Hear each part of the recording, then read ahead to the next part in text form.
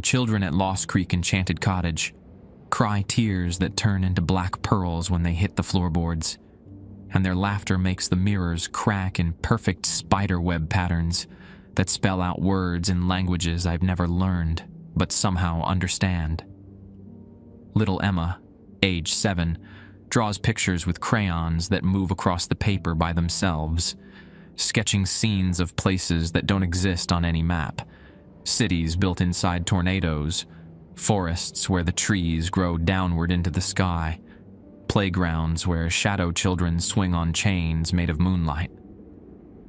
When I ask her where these places are, she just smiles with teeth that gleam like starlight and tells me they're where her real friends live.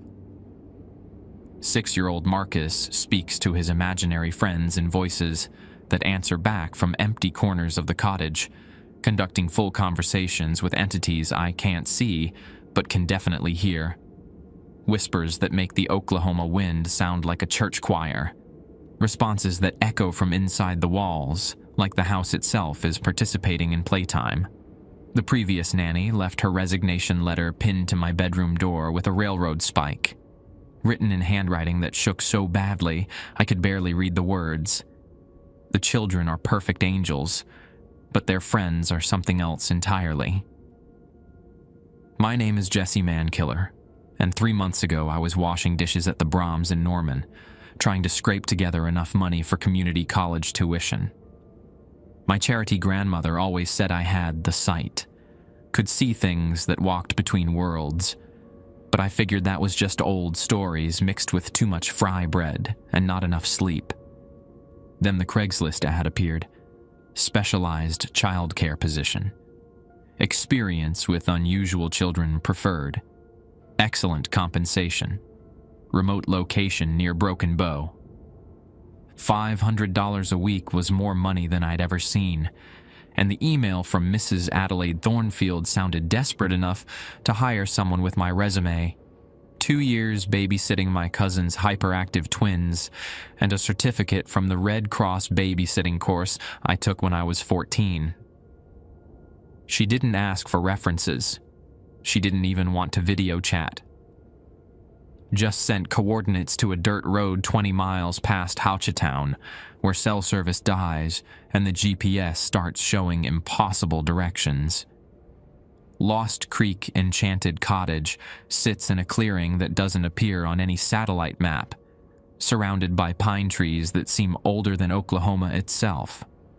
The house looks like something from a fairy tale book, if fairy tales included wraparound porches that creak warnings and weather vanes that spin without wind.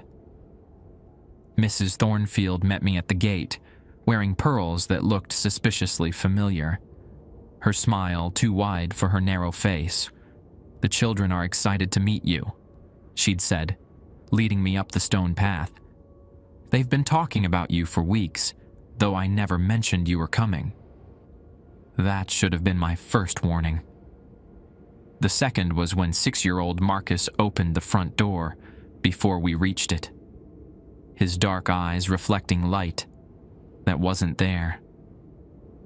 "Jesse's here," he announced to the empty hallway. "The friends want to play." Mrs. Thornfield handed me a folded paper with 7 handwritten rules, her fingers lingering on line longer than necessary. "Follow these exactly," she whispered. "The children's safety depends on it. So does yours." Mrs. Thornfield vanished before I could ask questions, leaving me standing in the foyer with 2 children who stared at me like they were memorizing my face for some future purpose. The cottage smelled like vanilla candles and something metallic that made my teeth ache. "Want to see our playroom?" Emma asked, tugging at my sleeve with fingers that felt oddly cold through the fabric. Her crayon-stained dress looked handmade, embroidered with symbols that seemed to shift when I looked directly at them. Marcus nodded enthusiastically. "The friends are curious about you. They want to know if you can see them too." I unfolded the rules paper, expecting standard nanny guidelines about bedtimes and snack allergies. Instead, Mrs. Thornfield's spidery handwriting revealed something else entirely. Rule 1. Never acknowledge the children's friends directly. You may hear them, but pretending they don't exist keeps everyone safer. Rule 2.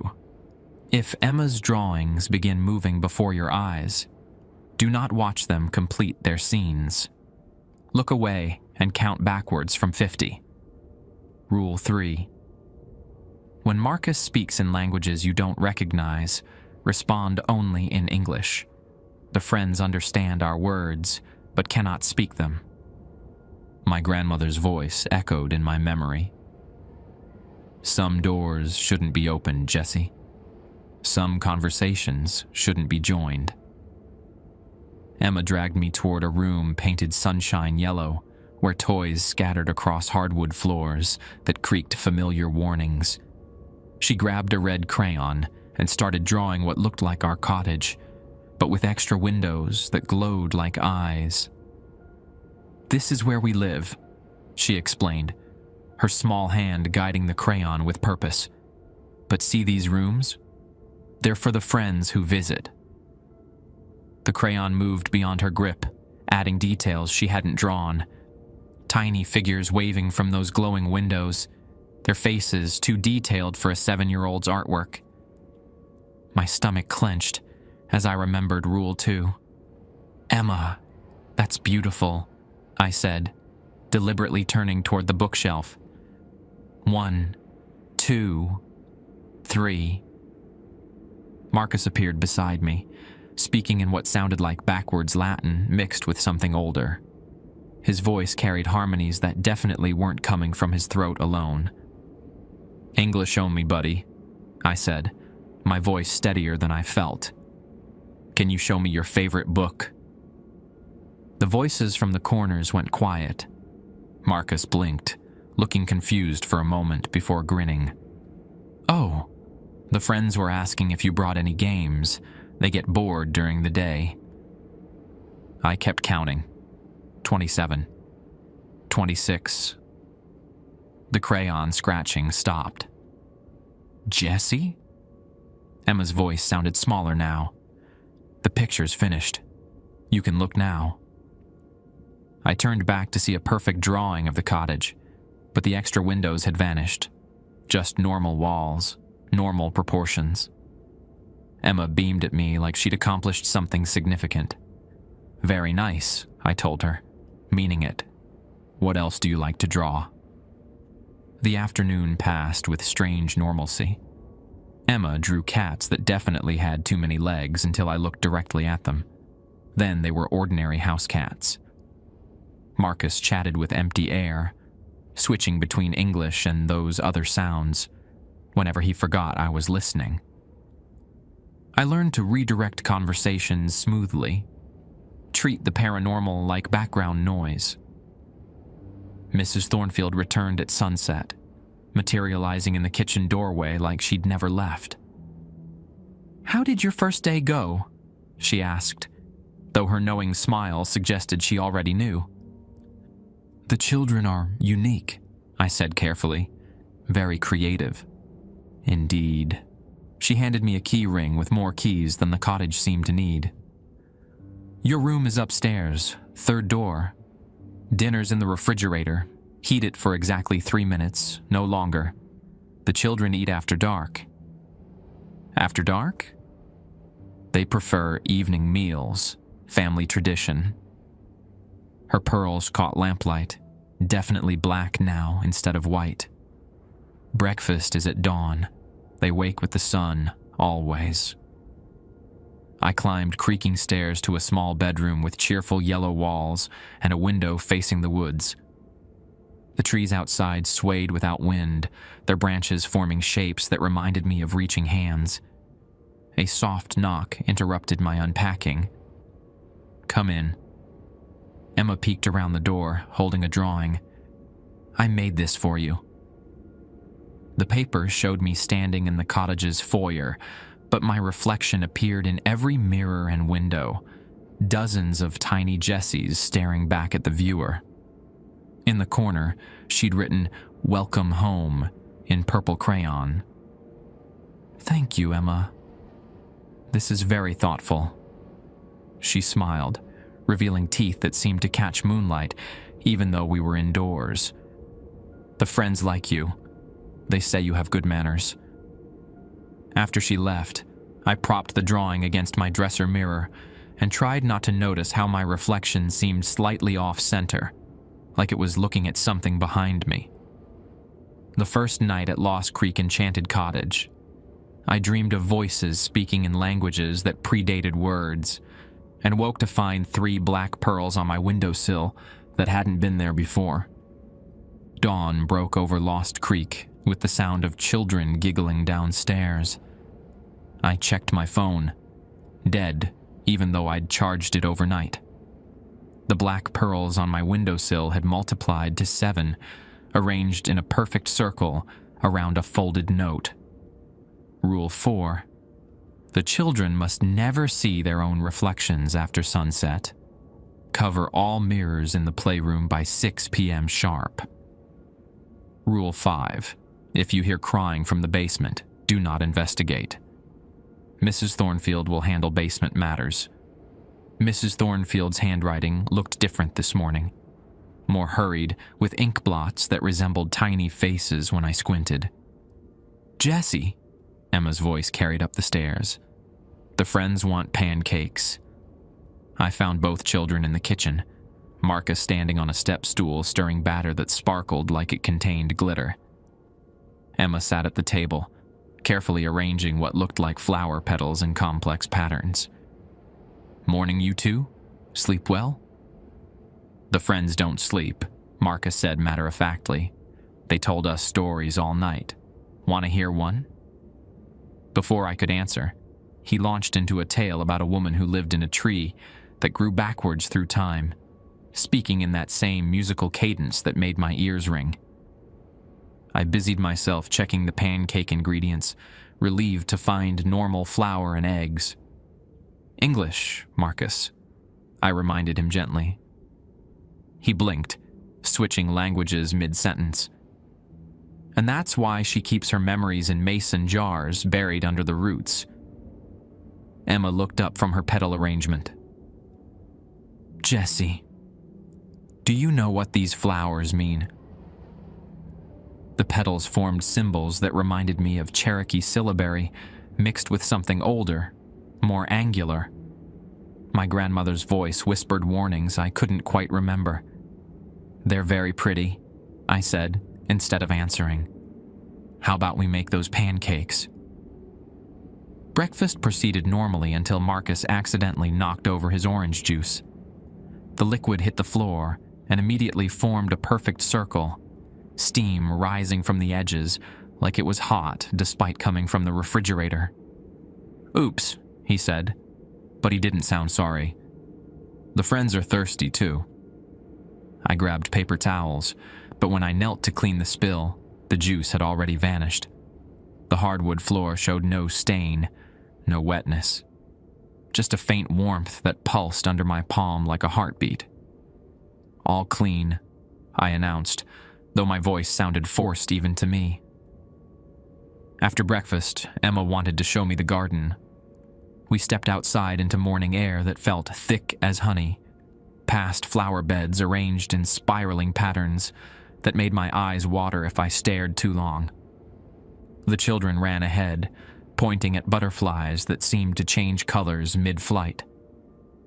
"This is where we planted the memory seeds," Anna explained, kneeling beside a patch of soil that looked freshly turned. "Want to see them grow?" She pressed her small hands into the earth, and green shoots immediately pushed through the dirt, unfurling into plants I'd never seen before. Leaves that shimmered like oil slicks, flowers that opened and closed like breathing mouths. Marcus appeared at my elbow. "The friends taught us about quick-growing things. They know lots about gardens." The plants kept growing, reaching my waist within minutes. Their blooms released a scent like copper pennies mixed with rain.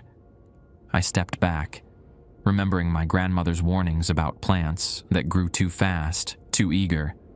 "Very impressive," I managed. "Maybe we should head inside now." "But we haven't shown you the root cellar yet," Emma protested. "Another time," I said firmly, guiding them toward the cottage.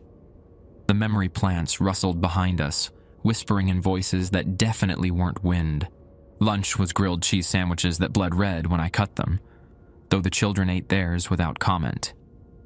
I pushed mine around my plate, pretending to eat while watching Emma draw pictures of our morning. The garden, the plants, and figures standing among them, but she definitely hadn't drawn while I was watching. Around 3 o'clock, Mrs. Thornfield appeared in the living room like she'd materialized from the wallpaper. "How are the children today?" she asked, though her attention focused on something behind my left shoulder. "Very well behaved," I said. "They showed me the garden." Her smile turned sharp. The children love their gardening projects. Very productive. She handed me another folded paper. Additional guidelines for this evening. Rule 6. After the children's bath, do not let water remain in the tub. Drain it immediately and sprinkle salt around the edges. Rule 7. If Mrs. Thornfield asks you to join her for tea after the children's bedtime, politely decline.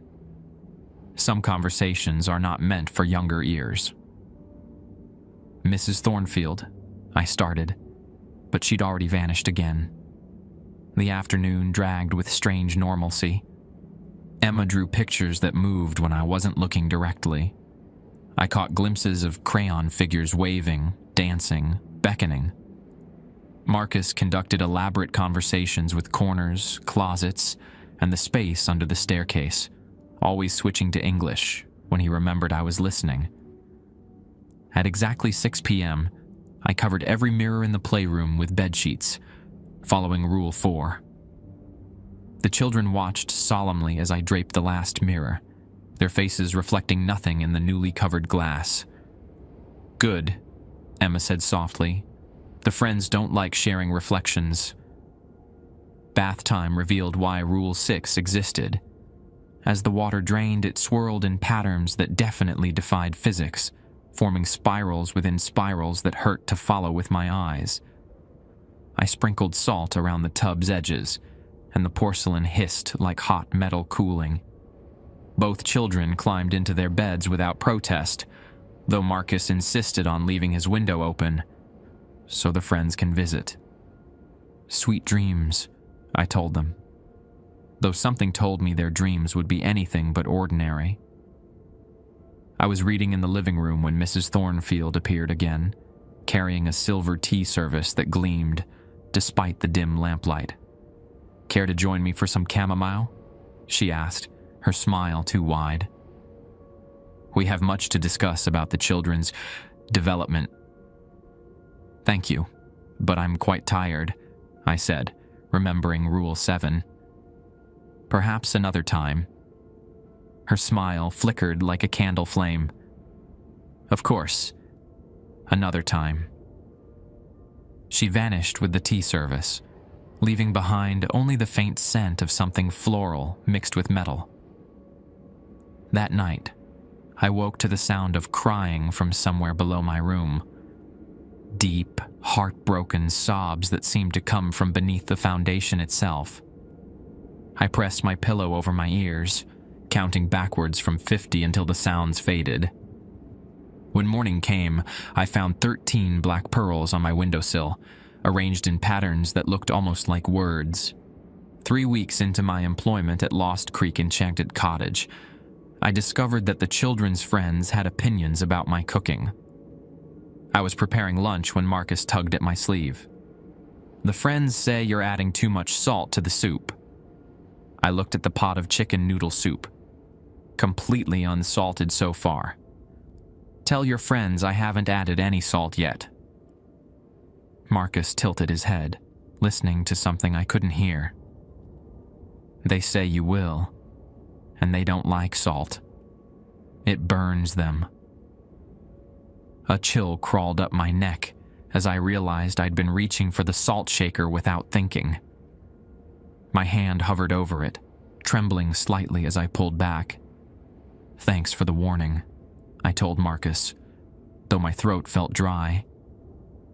Emma appeared in the doorway, holding a drawing that made my stomach lurch.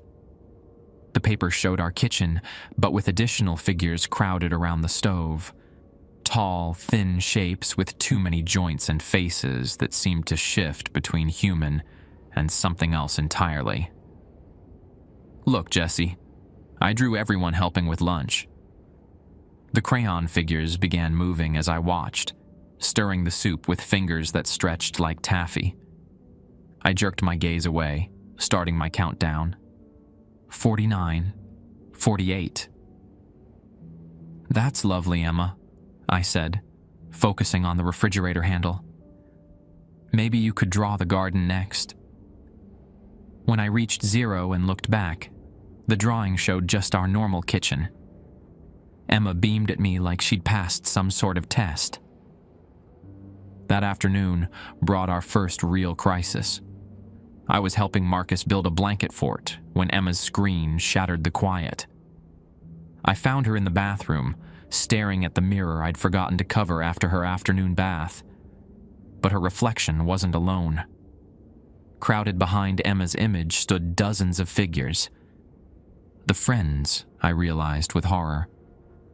They had faces like melted candles, eyes that reflected light that wasn't there, reaching toward Emma's reflection, with fingers that bent in directions fingers shouldn't bend. Emma stood frozen, tears rolling down her cheeks and hitting the floor with tiny crystalline sounds. Each tear became a black pearl before it finished falling. "Emma, close your eyes," I said softly, remembering Rule 4. Never let the children see their reflections after sunset. But it was only 4 in the afternoon. The rule shouldn't apply yet. "I can't," she whispered. "They're talking to me. They want me to come play." Marcus appeared beside me, speaking rapidly in that musical language. The friends in the mirror turned toward him, their attention shifting away from Emma. Whatever he was saying, it sounded like negotiation. I grabbed a hand towel and threw it over the mirror. The glass shattered beneath the fabric with a sound like wind chimes breaking. Emma collapsed, sobbing, while Marcus switched back to English. "The friends got confused," he explained, his 6-year-old voice matter of fact. "They thought it was after sunset because the bathroom doesn't have windows. Time works differently for them."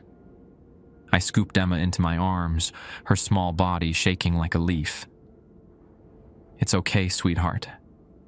You're safe now." "They wanted me to stay with them forever," she hiccuped against my shoulder. "In the mirror place where everything is backwards and the sky grows down instead of up." That evening, Mrs. Thornfield inspected the broken mirror with satisfaction rather than anger. "Excellent instincts," she said, running her fingers along the shattered edge. Most people would have tried to pull Emma away from the mirror directly. That would have complicated things. "What would have happened?" I asked. "Reflections can become permanent if the friends get too attached." She gathered the mirror shards with her bare hands, blood welling where the glass cut her palms. The blood was too dark, almost black. The previous nanny learned that lesson the hard way. What happened to her? Mrs. Thornfield smiled, dumping the bloody glass into a silk bag. "She's still here in a way. The children's friends can be quite possessive." That night, I heard crying from the basement again, but this time it sounded familiar, like a young woman's voice, sobbing the same words over and over. "I want to go home. Please, let me go home." I pressed my pillow tighter over my ears and counted backwards from 100. The next morning brought a new challenge. Emma refused to eat breakfast, claiming her cereal was talking back to her. When I looked at her bowl, the milk swirled in patterns that definitely resembled faces. The friends mixed in with breakfast, Marcus explained helpfully. They want to come inside Emma's tummy so they can stay warm. I dumped the cereal and made toast instead, but even the jam seemed to move when I wasn't looking directly at it. Everything in the cottage was becoming infected with whatever the friends were. "Mrs. Thornfield," I called, hoping she'd materialize like usual. She appeared instantly, as if she'd been waiting just out of sight. "The food is active today," I said carefully. "Ah." She opened a cupboard I'd never noticed before and pulled out a box of plain crackers and a jar of honey. Use these when the friends get too enthusiastic about meal times. They can't inhabit sugar that comes from flowers. Why not? Different kinds of sweetness. She said cryptically, "Bees have their own protections." The crackers and honey worked. Both children ate without complaint, though Marcus kept glancing at the empty corners and nodding like he was receiving instructions. After lunch, Emma wanted to show me something in her bedroom. She led me to her closet and pointed at the back wall. "There's a door here," she said. "The friends showed me. Want to see?" The closet wall looked solid to me, but when Emma pressed her palm against the wood, a seam appeared. The outline of a door I definitely hadn't noticed before. "Emma, no," I said quickly. "Let's play with your dollhouse instead." But the friends are having a tea party on the other side. They invited us. The door outline grew more defined, the wood grains separating like it was never meant to be solid. Through the crack, I glimpsed something that hurt to look at. A space that folded in on itself, where up and down had no meaning. "Emma, step away from the closet, right now." Something in my voice made her obey. The door outline faded back into normal wood grain, but I could swear I heard disappointed sighs from the other side. "The friends don't like being told no," Emma said sadly. "Sometimes that's what keeps us safe," I replied, guiding her away from the closet. That evening, as I covered the mirrors in the playroom, Marcus helped by explaining which friends lived in which reflections. Timothy lives in the hall mirror. He's the one with too many eyes. Sarah lives in the bathroom mirror, but she's gone now because you broke it. She's probably very sad. He spoke with the casual matter-of-factness that only children can manage when discussing the supernatural. "What about the bedroom mirrors?" "Oh, those ones are special. Mrs. Thornfield's friends live there. They're much older and don't like playing games." I paused in my mirror covering. "Mrs. Thornfield has friends too?" "Different kinds of friends," Emma chimed in. "Hers wear fancy clothes and smell like flowers that died a long time ago." That night, I lay awake listening to conversations in languages that predated English, drifting up through the floorboards like smoke. The black pearls on my windowsill had arranged themselves into what looked like a map, but of where, I couldn't tell. Around midnight, soft knocking echoed from inside my bedroom walls. Not from the door, from the walls themselves, like someone trapped between the studs was asking to be let out. I pulled my covers over my head and counted backwards from 50, but the knocking continued until dawn. The morning I found Marcus speaking fluent Cherokee to an empty rocking chair was the morning I realized the friends weren't just random spirits. "Osio, Edoda," he said to the chair, using the formal greeting my grandmother taught me for addressing elders. "Hoahehi?" The chair rocked back and forth, responding to weight that wasn't there. Marcus nodded seriously, then switched to English when he noticed me watching. "He says you have your grandmother's eyes," Marcus reported. "The seeing kind." My skin prickled. I've never mentioned my grandmother to anyone at the cottage. "Who says that, Marcus?" "The old man in the chair. He knew your grandmother when she was little, before she left Oklahoma to marry your grandfather." The rocking chair creaked once more, then went still. I note beside Marcus, keeping my voice steady. What else did he tell you? He says the cottage sits on old ground, sacred ground that got confused when Mrs. Thornfield built her house here.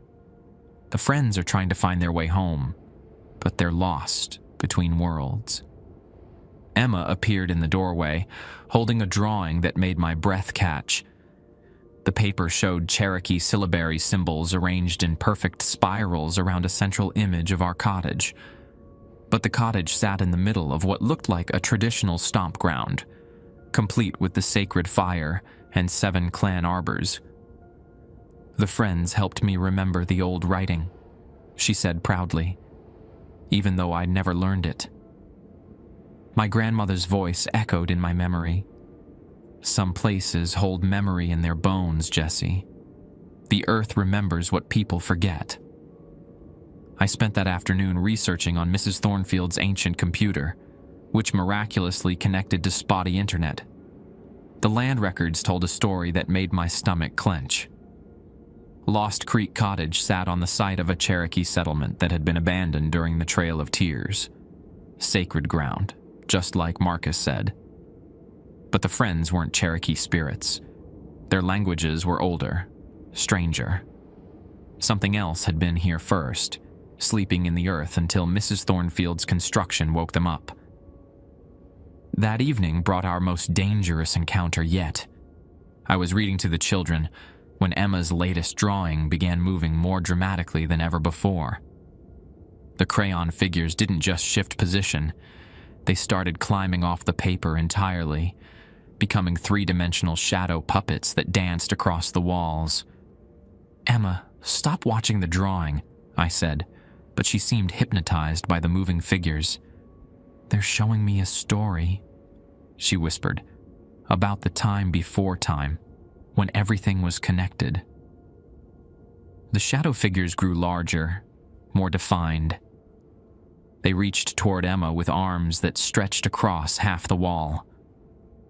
Marcus started speaking in that musical language, but this time the voices that answered back were loud enough for me to hear clearly, harmonics that made the windows rattle. I grabbed Emma's hand and pulled her away from the drawing, but the shadows kept moving, kept reaching. They flowed across the walls like living ink, surrounding us. The friends want Emma to see the truth, Marcus said, his voice sounding different, older, layered with echoes, about what she really is. What she really is? The shadows formed shapes that hurt to look at directly, doorways that opened onto spaces that folded in on themselves, trees that grew in directions that had no names, creatures that were beautiful and terrible and completely alien to anything earthly. Emma's tears hit the floor and transformed into black pearls before the sound finished echoing. But these pearls were different, larger, with surfaces that reflected scenes instead of light. In their depths, I glimpsed other cottages, other children, other nannies who'd stood exactly where I was standing. The children aren't human, I realized aloud. Half human, Marcus corrected gently. Our mother was human. Our father. He gestured at the shadow figures with a 6-year-old's casual acceptance of the impossible. The shadows began retreating as I backed toward the doorway, pulling both children with me. The drawing crumbled to ash, but the scent of ozone and copper pennies lingered in the air. Mrs. Thornfield materialized in the hallway. Her usually perfect composure cracked around the edges. "You shouldn't have let them show you," she said, wringing her hands. "Now you know too much." "Know what?" "That you're keeping half-human children isolated in the middle of nowhere? That their father is some kind of... Their father is something that should have stayed asleep," Mrs. Thornfield interrupted sharply. "Something I was foolish enough to wake when I built this cottage. The children are the only things keeping him contained." "Contained how?" "Love," Emma said simply. taking my hand. The friends listen to us because we're family. If we left, they'd follow us into the world. Daddy's been sleeping since we were born, but the friends keep trying to wake him up. Marcus nodded. That's why we need a nanny who can see, to help us keep the friends happy so they don't bother Daddy. I looked between the children and Mrs. Thornfield, pieces falling into place. The previous nannies couldn't handle the truth, Mrs. Thornfield finished. They either tried to run or tried to take the children away. Both choices ended poorly. And the crying in the basement? The ones who tried to leave but couldn't quite manage it. Her smile was sad now, genuinely regretful. The friends don't like being abandoned. That night, I sat by my window staring at the black pearl map, which had grown to cover my entire windowsill. The patterns were becoming clearer. Not a map of places, but a map of connections. Every cottage, every strange family, every caretaker who'd been chosen for their particular gifts. My phone had started working again, but instead of my normal contacts, it showed numbers for other nannies at other cottages. Sarah in Vermont, watching twins who could walk through walls. Miguel in New Mexico, caring for a child who spoke to the wind. Priya in Maine, tending to a girl whose shadow had its own opinions. We were part of a network I'd never known existed. Around midnight, soft knocking came from my walls again. But this time, instead of sounding trapped, it sounded like a greeting, like something recognizing a kindred spirit. I pressed my palm against the wall and whispered in Cherokee, "Osio Adohi, I hear you." The knocking stopped. In its place came a warmth that spread from the wall into my hand, up my arm, settling around my heart like a protective embrace. My grandmother's voice whispered through the silence. Some doors open both ways, Jesse. Some guardians choose their posts. The next morning, I found 21 black pearls arranged in the shape of a medicine wheel, with a single white pearl at the center.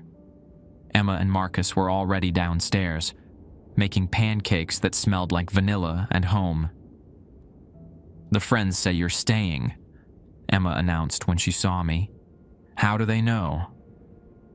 "Because you stopped fighting what you can see," Marcus explained, flipping a pancake with supernatural precision. The friends like honesty. Mrs. Thornfield appeared in the kitchen doorway, looking more relaxed than I'd ever seen her. "So," she said, "shall we discuss your permanent employment benefits?" 3 days after accepting my permanent position, I learned what happened when the friends got truly angry. It started when a social worker arrived unexpectedly, driving a white sedan that coughed black smoke and left oil stains on the cottage's pristine gravel drive. Mrs. Thornfield met her at the gate, but their conversation carried through the open windows like distant thunder. "Anonymous tip about isolated children," the woman was saying, her voice sharp with bureaucratic authority. "State requires a welfare check." Emma pressed against my side, her small body trembling. "The friends don't like strangers," she whispered, "especially ones who want to take us away." Marcus stood at the window, speaking rapidly in musical language. The responses came from every corner of the cottage. Whispers, hums, sounds like wind through broken glass. Whatever the friends were saying, it made Marcus pale. "They're scared," he announced. "They think the lady wants to separate us. If we get separated." "What happens if you get separated?" I asked, though part of me already knew. "Daddy wakes up," Emma said simply. "And when Daddy wakes up, everything changes." The social worker, her badge read Janet Holloway Child Protective Services, made it as far as the front porch before things started going wrong. The cottage itself seemed to resist her presence. The front door stuck like it was swollen shut. The porch boards creaked warnings under her sensible shoes. Even the wind chimes went silent, hanging motionless despite the Oklahoma breeze. Mrs. Thornfield managed to get her inside, but Janet Holloway's professional composure cracked the moment she crossed the threshold. Her briefcase slipped from suddenly shaking hands, papers scattering across hardwood that seemed to ripple like water. "Are you all right?" Mrs. Thornfield asked with false concern. The temperature just dropped 20 degrees, Janet stammered, though sweat beaded on her forehead. "And I smell..." "Smell what?" "Flowers. Dead flowers and copper pennies." The friends were announcing themselves. I kept the children in the kitchen while Mrs. Thornfield conducted the official interview in the living room. But sound traveled strangely in the cottage now. Conversations echoed from rooms that should have been too far away, and Janet's questions seemed to repeat themselves in languages that predated English. "How long have the children been in your care?" "Hoa hehi nvi didadela quasti," came the Cherokee echo, then something older, stranger, syllables that made my teeth ache. "Since birth. They're my grandchildren." The lie tasted metallic in the air. The friends didn't appreciate deception, especially about family. Emma tugged at my sleeve. "Jessie, look." Her newest drawing showed our cottage, but with the white sedan crushed under a tree that definitely hadn't been near the driveway when I'd looked outside. In the picture, Janet Holloway stood beside her damaged car, but her reflection in the sedan's windows showed someone else entirely, a woman with hollow eyes and a mouth full of too many teeth. "Emma, maybe you should draw something else," I suggested. "The friends are showing me what might happen," she said matter-of-factly. "They're trying to protect us." Marcus appeared at the kitchen window, pointing toward the woods. "The friends are gathering." I looked outside and felt my breath catch. The trees surrounding the cottage were full of shapes that hurt to look at directly, figures that seemed to exist in the spaces between branches, faces that formed in the patterns of bark and leaves. They were beautiful and terrible and completely alien, and they were all watching the cottage with the focused attention of predators. The interview continued in the living room, but Janet's voice grew increasingly strained. "The children seem unusual, very mature for their ages." "They're gifted children," Mrs. Thornfield replied smoothly. "Gifted how?" "They see things others miss. Family trait." A crash from the living room made us all jump. Through the doorway, I glimpsed Janet's briefcase lying open, its contents floating in midair like someone was examining each page. Janet herself stood frozen, staring at papers that read themselves. "What kind of game is this?"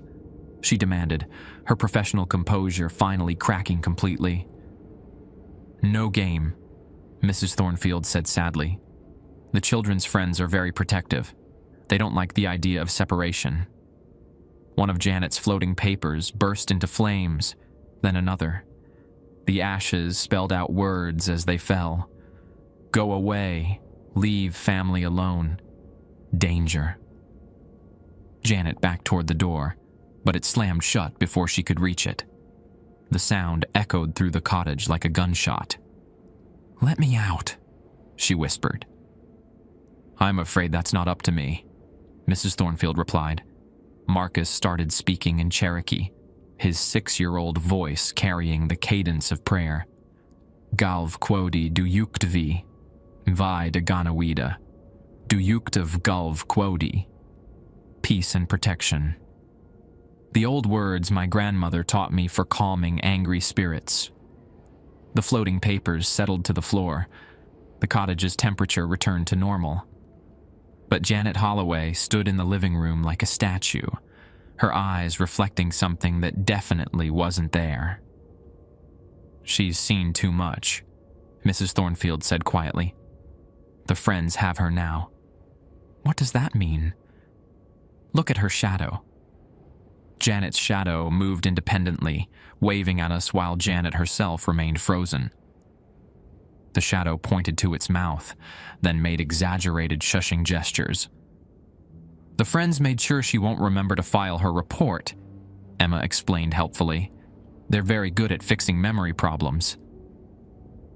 An hour later, Janet Holloway left the cottage with a dazed smile, her briefcase full of glowing reports about the well-adjusted, perfectly normal children of Mrs. Adelaide Thornfield. She drove away in her white sedan, humming a tune in a language she'd never learned. "Will she be all right?" I asked Mrs. Thornfield. "She'll be fine." The friends were gentle. "She'll remember this as a routine visit to a boring household." Mrs. Thornfield gathered the scattered papers, which now showed completely different information than they had before. "But this means we're running out of time." "Time for what?" "The friends are getting stronger. Their father is stirring, if he wakes fully." She trailed off, staring out the window at the trees where shapes still gathered like a supernatural audience.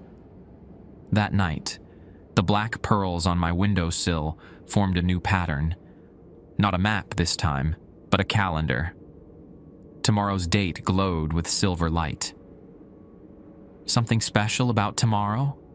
I asked Emma when she brought me her evening drawing. "Daddy's birthday," she said cheerfully. "The friends always get excited on Daddy's birthday." The drawing showed a massive figure sleeping beneath the cottage, something with too many arms and features that shifted like smoke. Around the sleeping giant, smaller figures danced in celebration, their joy radiating outward in waves that cracked foundations and split trees. "What happens if your father wakes up?" "The friends stop being trapped between worlds," Marcus explained, appearing in my doorway. "They get to go home. But home isn't here anymore. Home is wherever we are." "And that's bad because there are a lot of friends," Emma said seriously. "And they've been sleeping for a very long time. They're going to be very hungry when they wake up."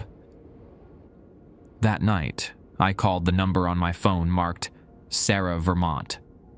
A woman answered on the first ring as if she'd been waiting. "Jesse Man Killer, Lost Creek Cottage."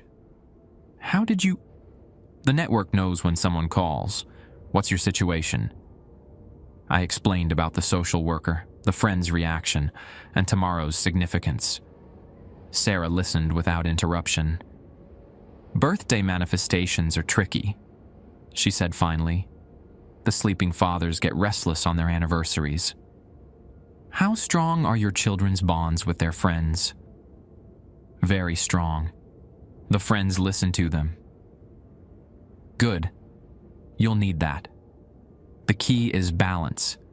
Keep the friends happy enough that they don't wake the father, but not so excited that they start reality bending permanently." "How do I do that?" "Controlled celebration. Let them party, but set boundaries. Think of it like supernatural crowd control." After Sarah hung up, I sat staring at the black pearl calendar. Tomorrow would test everything I'd learned about the cottage, the children, and the delicate balance that kept something ancient and terrible asleep beneath our feet. Around midnight, the cottage began to hum.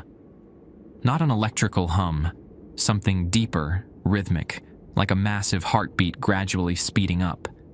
The sound came from below, far below, as if the earth itself was beginning to wake. The children appeared in my doorway wearing matching pajamas and worried expressions. "Daddy's dreaming," Emma said softly. "Dreaming about what?"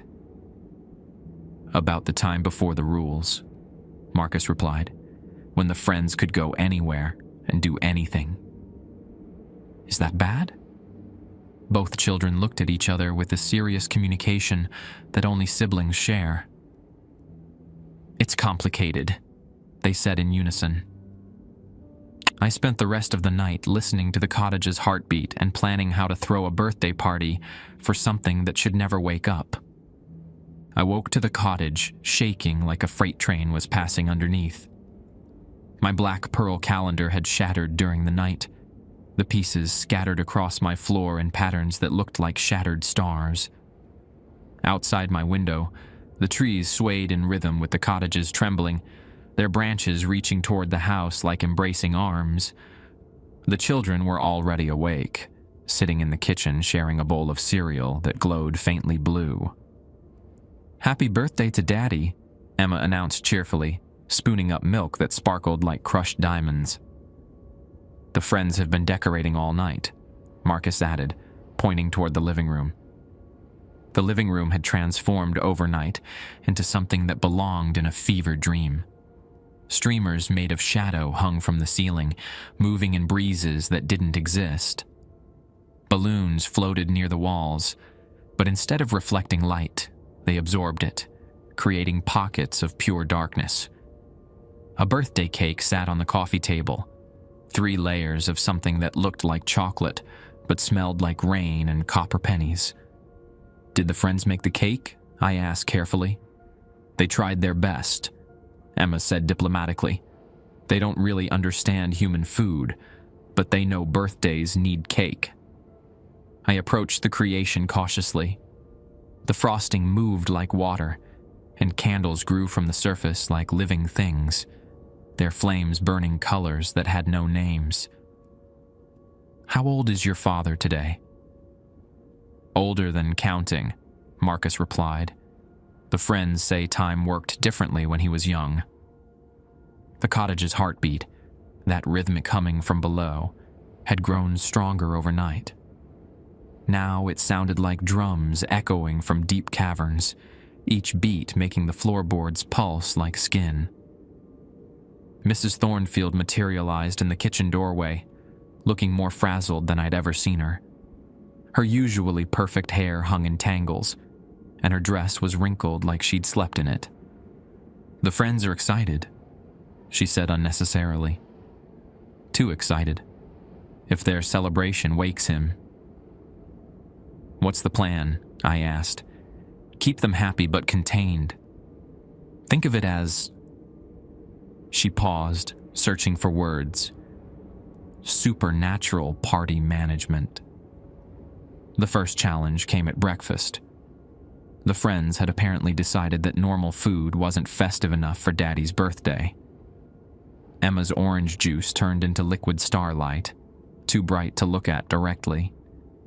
Marcus's toast grew flowers that sang lullabies and harmonies that made my ears ring. "Friends," I said aloud, feeling foolish but remembering Rule 1 about not acknowledging them directly. "The children need regular food to stay healthy. Maybe save the magical food for later?" The starlight dimmed to normal orange juice. The singing flowers wilted back into ordinary bread. Both children looked disappointed but ate their breakfast without complaint. Around mid-morning, the mirror situation escalated beyond anything I'd experienced. Despite covering every reflective surface in the house according to Rule 4, new mirrors kept appearing. In window glass, in puddles of spilled water, even in the polished surface of spoons. Each reflection showed the same thing: a massive celebration happening in some parallel version of the cottage, where the friends danced in their true forms and raised toasts to something sleeping far below. "The friends want us to see their party," Emma explained, watching her reflection dance with partners that weren't there. "They're proud of how pretty they made everything." I grabbed bed sheets and started covering the new mirrors as fast as they appeared, but for every surface I covered, 2 more appeared. The cottage was becoming a fun house of reflections, each one showing glimpses of the supernatural celebration bleeding through from whatever dimension the friends called home. The real crisis hit during lunch. I was heating up soup, carefully avoiding salt, remembering how the friends had warned Marcus about it, when Emma suddenly screamed. Not the startled cry from the bathroom incident, but a sound of pure terror that made every window in the cottage crack simultaneously. She stood in the doorway, pointing at her shadow, which had detached itself from her body and was dancing independently across the wall. But that wasn't the terrifying part. The terrifying part was that her shadow had companions, dozens of other shadows that didn't belong to anyone in the room. "The friends want to dance with Emma," Marcus said, but his voice carried strain. "They want to bring her to the party." Emma's shadow reached toward the dancing forms, and I felt the air in the room grow thin, like we were suddenly at high altitude. The cottage's heartbeat accelerated, drumming so fast it sounded like rainfall. I grabbed Emma's hand, anchoring her to the physical world.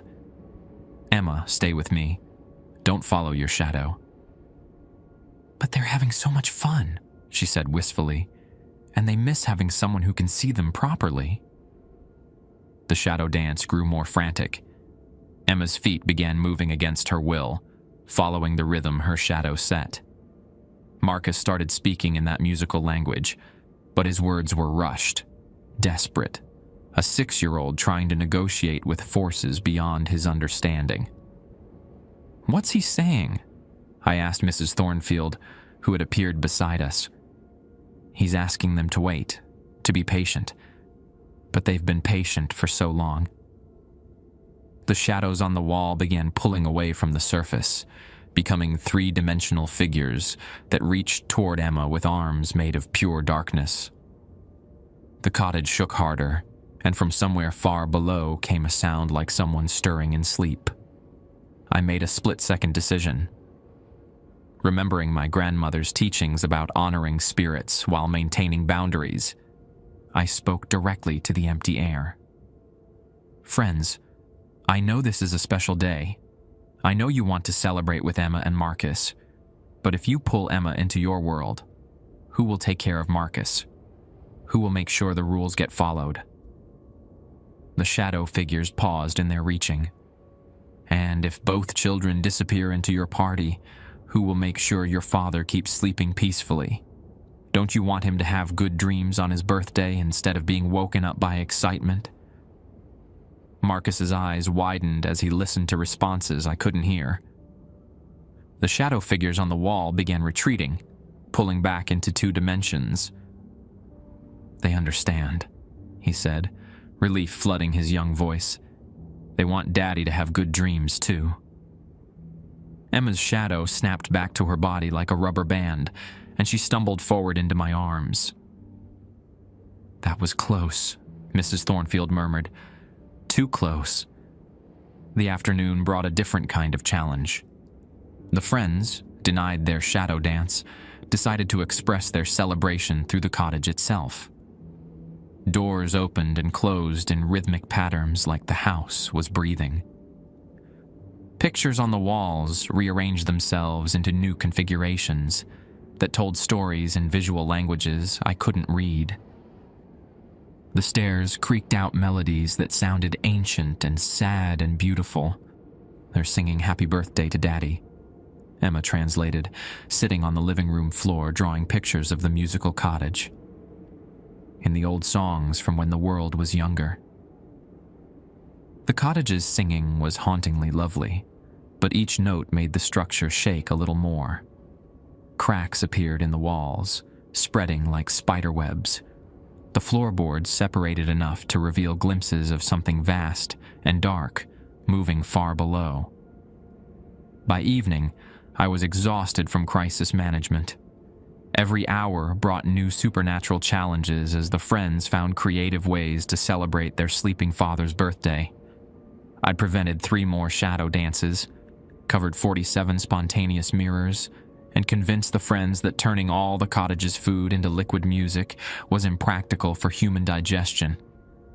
The children seemed energized by the chaos, their eyes bright with reflected light, but definitely wasn't coming from any lamp in the room. They spoke more frequently in those other languages, conducting elaborate conversations with corners and closets and the spaces between furniture. "How much longer?" I asked Mrs. Thornfield as we watched a parade of shadow figures march across the living room wall. "Until midnight," she replied. "Birthdays end at midnight. if we can make it that long without waking him. A massive tremor shook the cottage, and for a moment, the heartbeat from below stopped completely.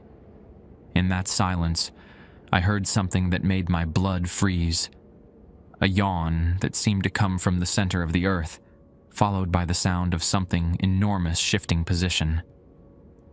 Emma and Marcus both went perfectly still. "Daddy's almost awake," Emma whispered. The friends got too excited. Marcus added sadly, "We need to sing him back to sleep." Both children began humming a lullaby I'd never heard before, their voices harmonizing in ways that seemed to bend the air around them. Mrs. Thornfield joined in, her voice carrying melodies that predated human speech. I found myself humming along, though I didn't know the tune. Some part of me, the part my grandmother had always said could see between worlds, recognized the song as something older than memory, older than fear. The cottage's heartbeat resumed, slower now, more regular. The massive presence far below settled back into deeper sleep. But we still had 4 hours until midnight, and the friends' celebration was far from over.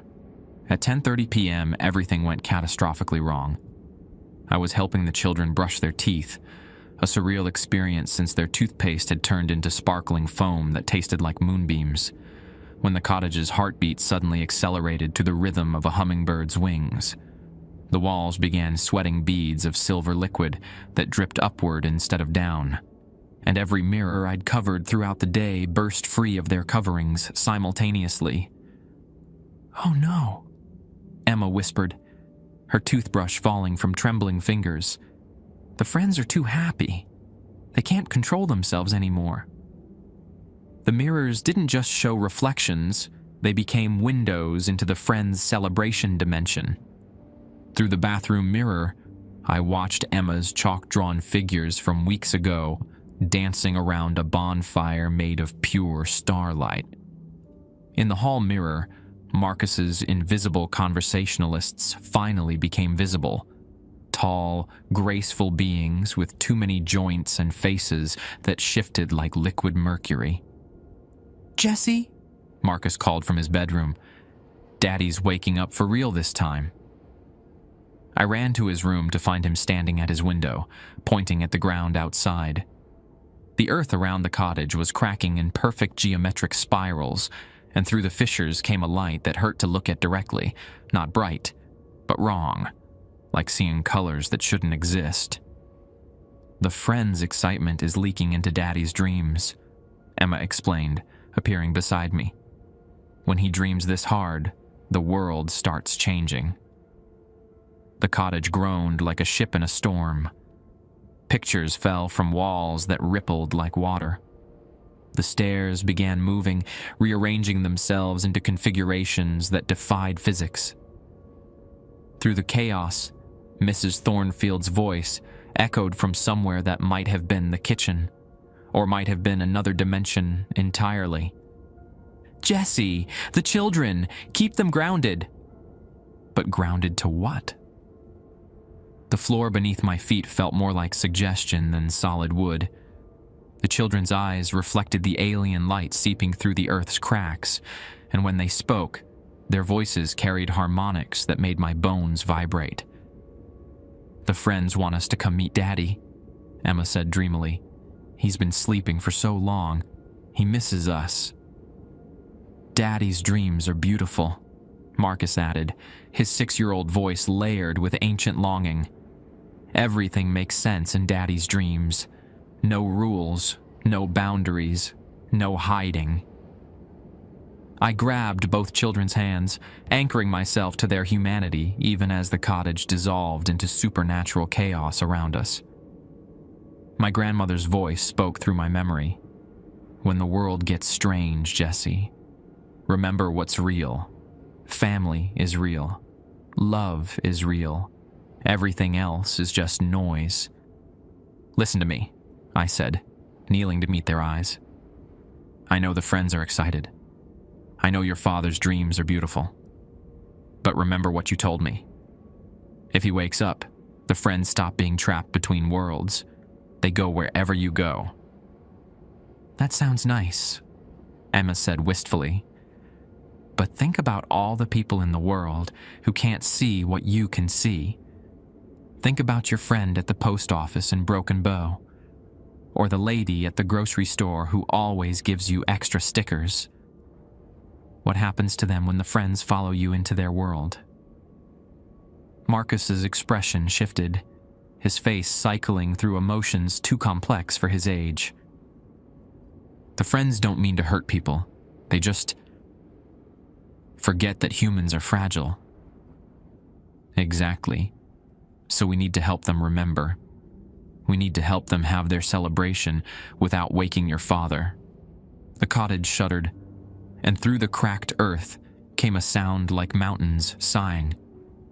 Something vast was stirring far below, something that made the friend's alien beauty seem small and comprehensible by comparison. "How?"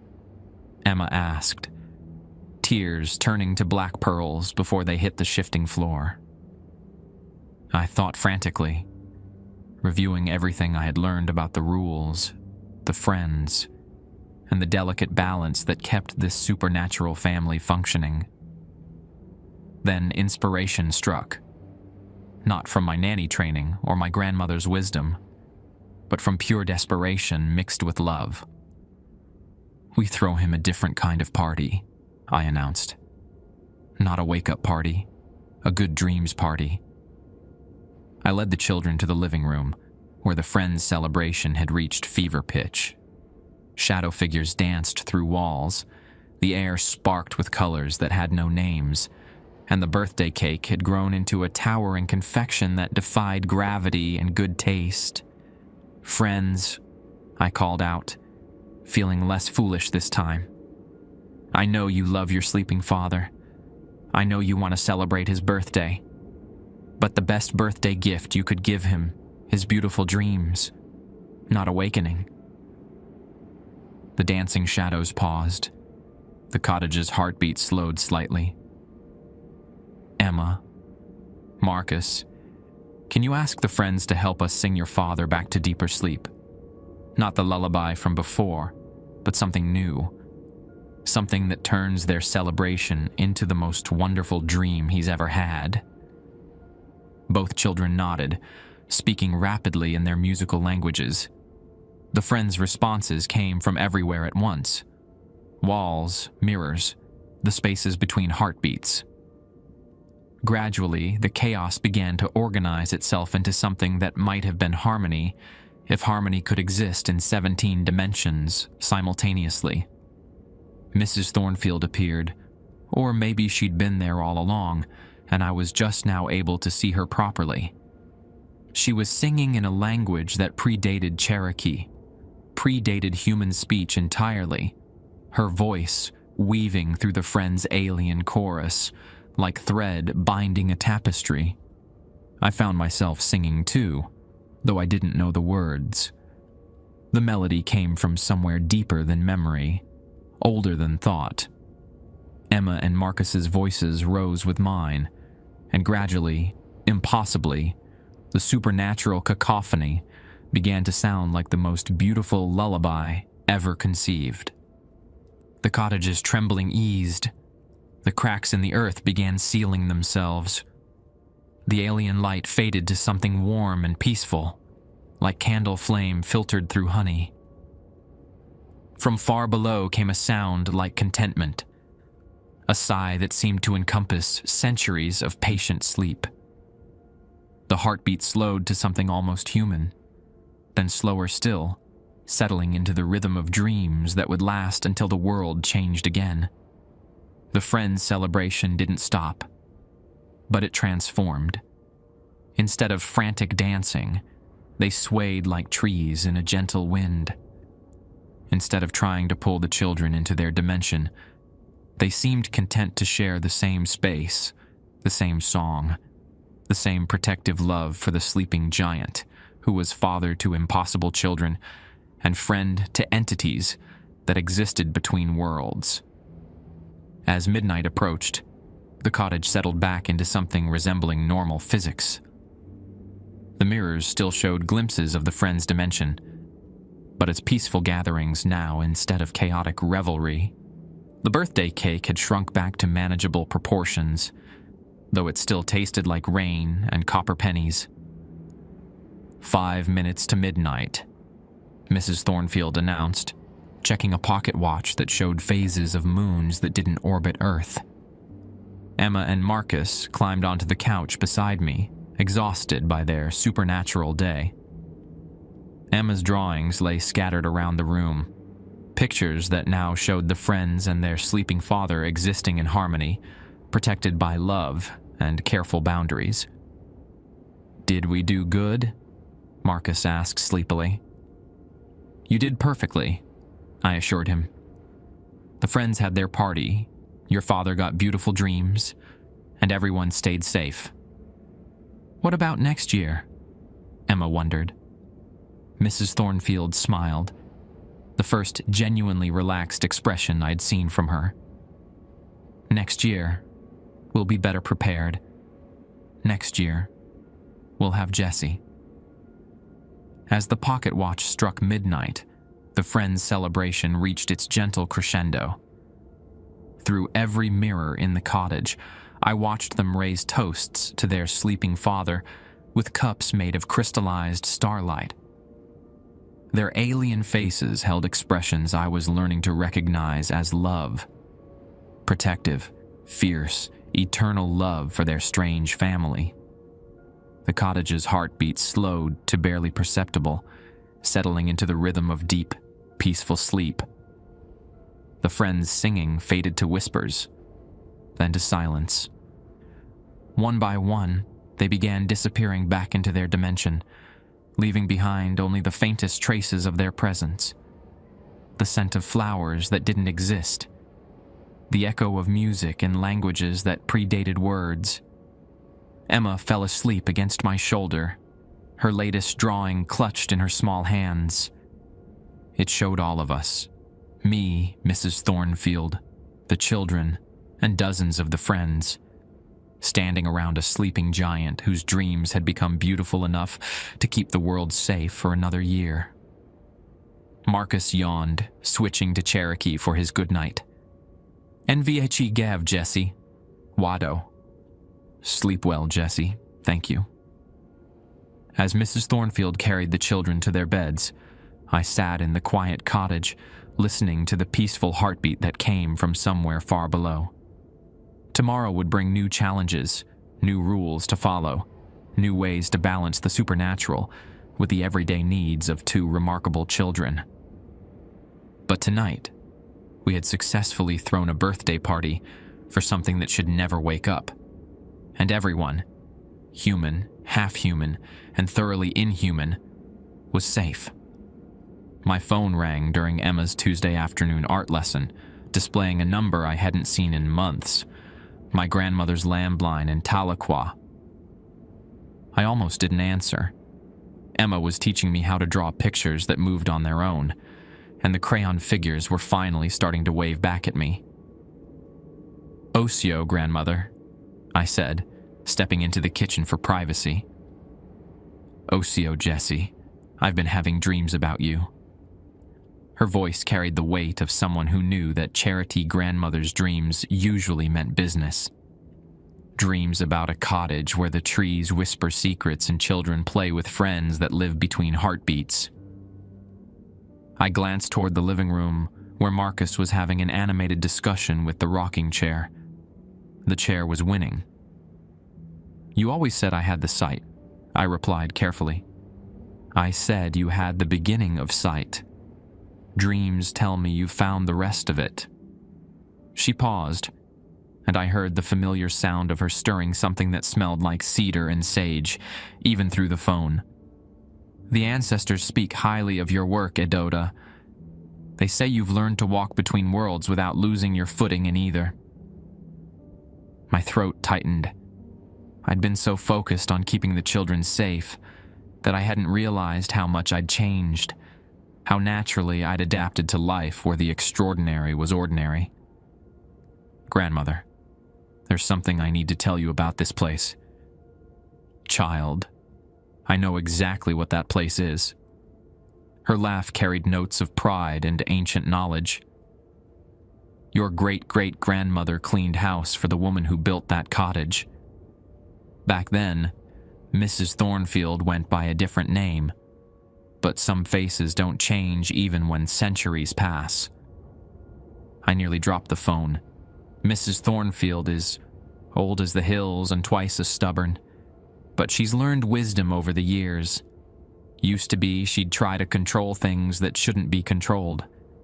Now she understands that some jobs require Cherokee hands and Cherokee hearts. Through the kitchen window, I watched Mrs. Thornfield tend her memory garden, where plants grew backwards through time and flowers bloomed in languages that predated words.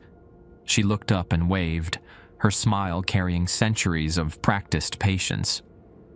"The children adore you," Grandmother continued, "but more importantly, their friends respect you.